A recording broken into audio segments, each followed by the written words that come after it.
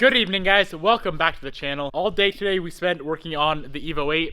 This car behind me. Bobby came over, we worked on her car for a little bit, fixed up a few things, and then UPS showed up with a package we have been waiting for what, like 2 weeks? Something like that. A very long time.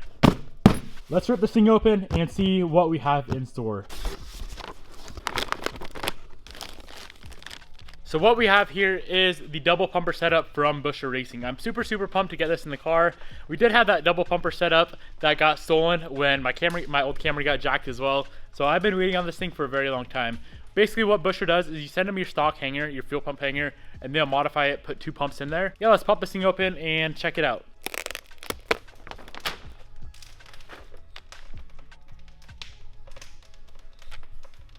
So the reason I decided to go with the Busher setup this time around is it's literally all plug and play. All the stock wiring, and then we're gonna have 2 more wires to run, a power and a ground, and then a boost source that runs the Hob Switch. Basically what the Hob Switch is a pressure switch that tells the second pump to turn on, and I think how they have it set up right now, about 9 PSI, the second fuel pump will come on. So at idle, and just cruising around, no boost at all, there's only gonna be 1 pump running. As soon as we get over 9 PSI of boost, the second fuel pump is gonna come on, and we're gonna be hauling ass. So here's the little in-depth look at the setup. Here's how they do it all. Pretty simple design, honestly. That's the stock hanger right here, and then they got the 2 pumps stuffed in there. The stock's on the bottom. That red wire coming out of the fuel pump is gonna connect to this long wire they sent you. That's gonna run all the way to the Hob Switch, and then coming out of that we have an orange wire with a built-in fuse, and that right there is gonna bolt right to the battery. This guy right here is a black wire coming out of the top of the fuel pump, and that is just the ground. Simple enough. This right here is the Hob Switch. This is what tells the second pump to turn on. So we need to run a vacuum line all the way from the front of the car to the Hob Switch and connect it. We can either have this Hob Switch at the front of the car or the back of the car. It doesn't really matter. I want to give a huge shout out to Busher Racing for sponsoring this video. If you guys want to pick up any parts whatsoever, I'll have them linked down below, as well as this fuel pump setup. Last time I checked, I know their website was down for some maintenance. So if it's still down, just shoot them a DM over on Instagram. Their Instagram is @Busher Racing. This here is the car she's going in. The first thing we are going to do is just pull out the back seat. Oh, my door is open. Hopefully my battery's not dead. This car's been sitting for like 2 weeks. So we're gonna pull out the back seat, and the fuel pump is under the back seat right about there. I'm curious if this battery's dead. Nope, we're good. The back seat's not bolted in anywhere. There's just 2 little tabs on the bottom of it that pop out. After you get the seat out, there's this cover right here that's just gonna pop off. It's kind of siliconed down on there. So pop that cover off, and now we can remove the OEM fuel pump. We're gonna be using all of the stuff that is running to this pump. That's the feed, that's the return, and then we have 2 wiring connectors as well. I believe this right here is the fuel temp sensor. So we're just gonna pop that off of the hanger.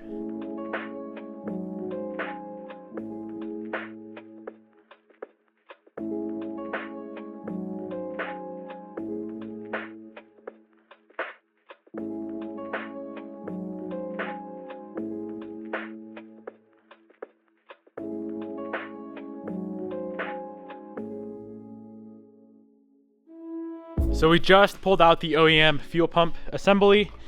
Here they are side by side. As you can see, they're nearly identical looking. Flip it around and really look at it, you can see that, you know, there's 2 pumps on there. So we do need this mounting plate off of our stock setup. Just gonna sit right on this guy. And just like that, guys, this thing is ready to go, ready to drop back into the car. There is this lower hose right here that is inside the fuel pump, or inside the fuel tank. So make sure you get that back on. Let's drop this guy in, and then we can get to some wiring.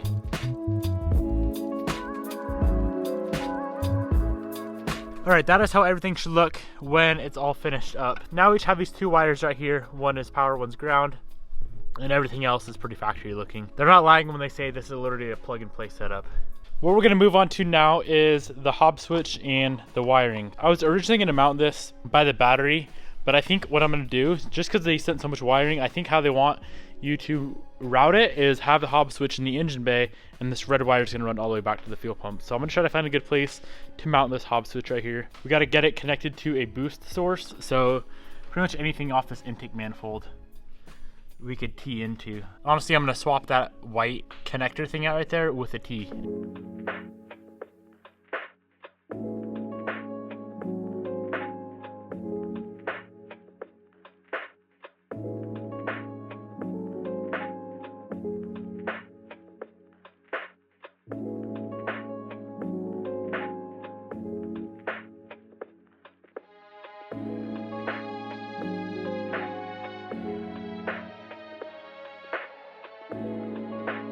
Okay, so we just got everything set up. I swapped out that guy for a T. That vacuum line runs the Hob switch, which is under the intake. And then that orange power wire with the fuse on it runs up to right there. And all that is gonna be covered by this guy. That was kind of the goal, is to make it factory looking. I didn't want to be able to see that. Only thing you can see is that orange wire right there, which is all good. Now we have to run this red wire through the firewall, inside the car, all the way back to the fuel pumps. So that is going to be the most time consuming thing, but it still shouldn't be all that bad.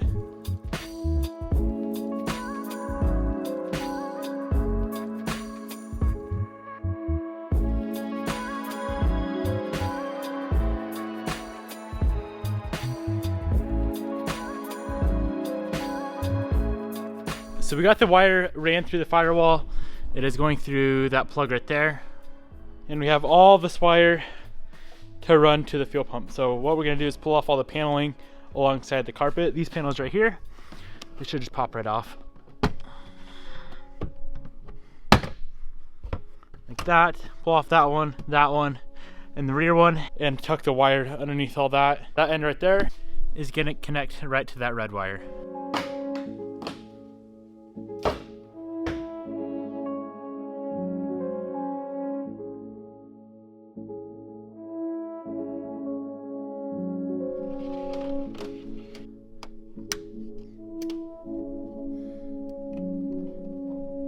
Power wire's done. Last thing to do is this black ground. I'm just gonna run that over, grind a little bit of paint off right here, screw it right down to the body, and throw the cover back on. We'll be done.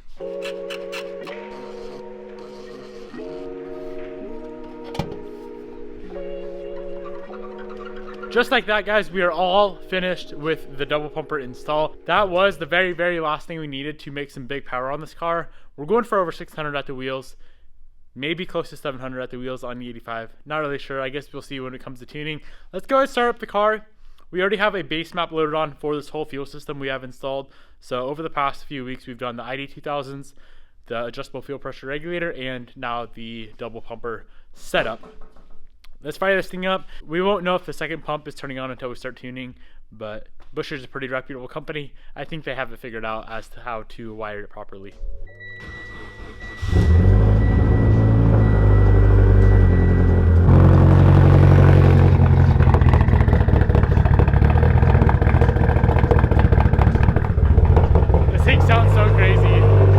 Crazy. Oh.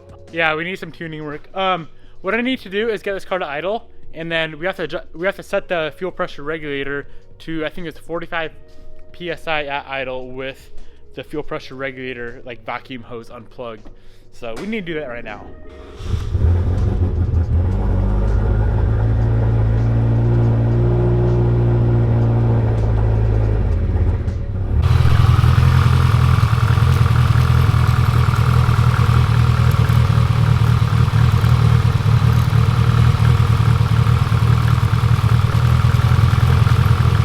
No matter what I do with the fuel pressure regulator, it's stuck at 25 psi.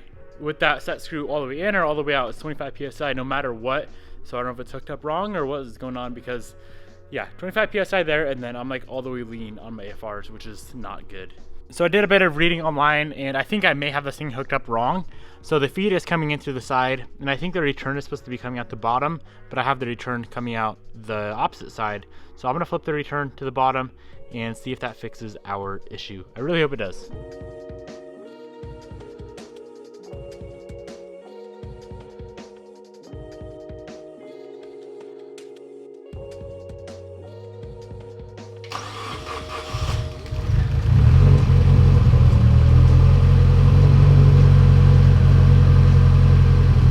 All right, guys, there we go. We're at 60 psi. We got to get that down to 45 at idle with that vacuum line unplugged.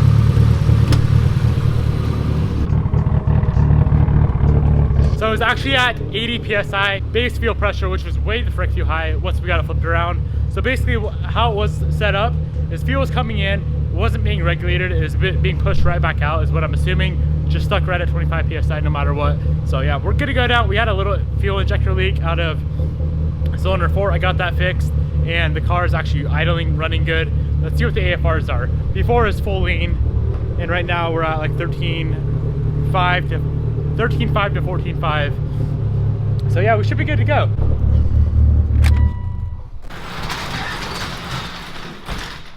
If you guys want to pick up this fuel pump I just threw in this car, I think I mentioned it earlier, but I'll have it linked down below. That wraps up the fuel pump install. That was really easy. It's about an hour with filming everything. Without filming, it'd probably take like 30 minutes. It's usually like double the time with filming. So really easy to install, all plug and play. Guys, hit them up. We are ready to make some really good power now. I can't wait to see what this thing makes. Even on pump gas, it should be pretty quick with the new cams, new fuel system. We should be good. The one thing I didn't do that I don't think I even need to do is the feed and return, like -6 return -8 feed. If we did that, I know we can make more power, but it's like you got to stop somewhere. It's a daily driver, even though I probably won't drive it much in the winter. This should be the car that we drive most in the winter. But come next spring, next summer, we're gonna be driving this car every single day. So it's got to be reliable, and I still want it fast. What we're gonna do now is go grab the laptop, data log a cold start. So I'm gonna let it cool all the way down. Data log the cold start, send that over, and also send over a just driving around data log for like 10-15 minutes over to More Automotive. More is the one who's gonna be tuning this car. They've been tuning my Evo 8. They'll be tuning the Evo 10, continuing on tuning the Evo 10. So let's get this data log sent over, and then I'll pick this video back up in the morning, show you guys how the car's running.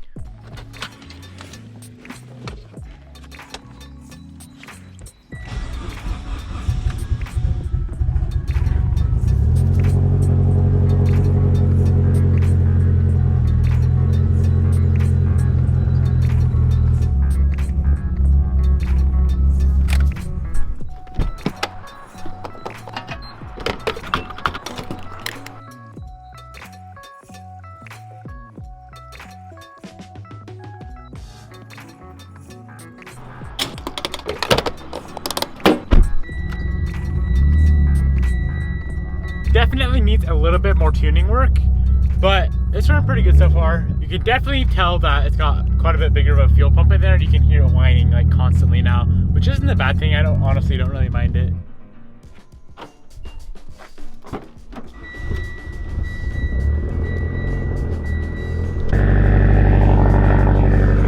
Sorry, neighbors.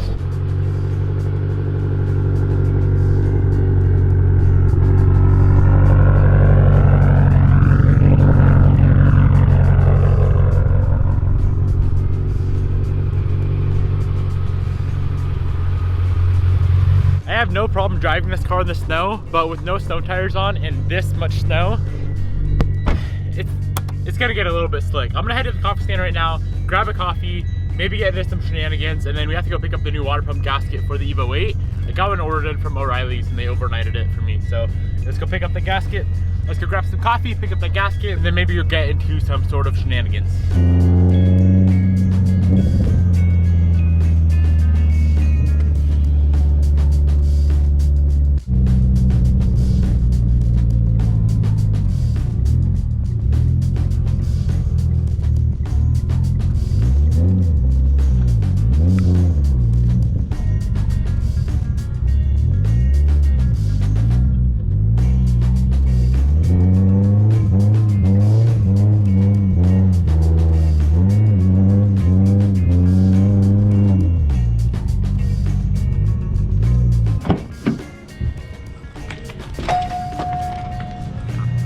We just got out of O'Reilly's. The original gasket they gave me was the same exact as the Evo gasket. So they ended up pulling a gasket out of a whole water pump kit, selling it to me. So now we have the correct gasket, a new seal, and some fuel line clamps as well.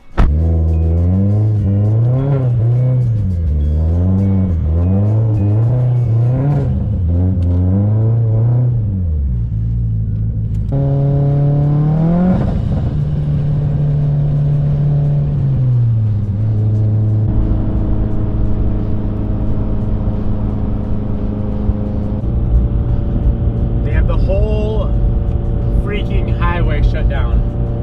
Oh my gosh, that would suck.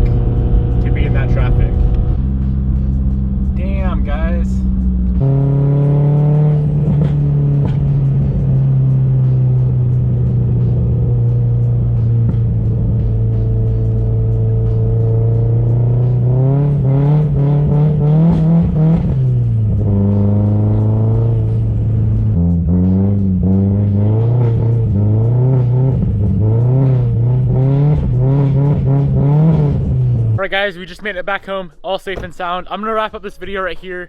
Right after this, I'm gonna go jump in the shop, get a fire going, and get the Evo 8 all back together, and hopefully do the first startup. If you guys wanna see that video, check out tomorrow's episode of Day in the Life of Devin. Hope you enjoyed the video. Peace out, guys.